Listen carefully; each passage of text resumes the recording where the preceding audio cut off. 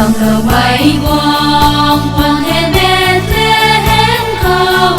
ai tay rang đà liang mây cả nan ram mê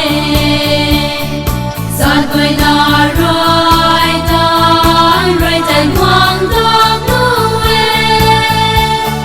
khâu tay ri mai lưới in than là loang nghe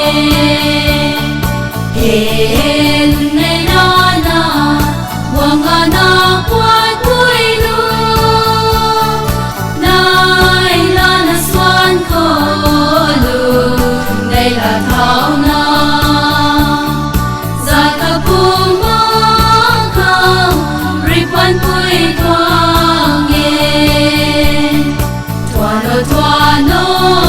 hallelujah tu na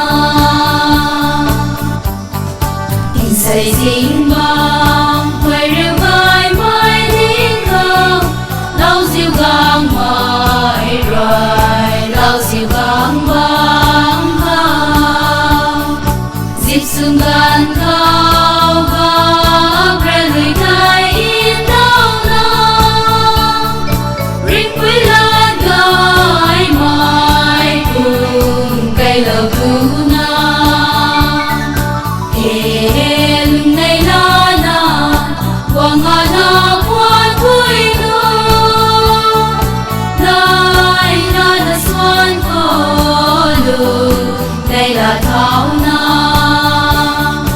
giạt cả buông mong không ripan vui thoáng nghe thoa no hallelujah tu na cầu thầy tiếng cao tu bu mong ta luôn rồi thấy nào ta cao tu gai mãi xoa nè thoại liang mai bao mây thì vươn tới đi cánh tiếng cao ni lu gai mây cả đi hên ngày na na quang na quát vui luôn nay na xoan khô luôn đây là thảo na sa cả buông mong không ripan vui thoáng nghe thoa no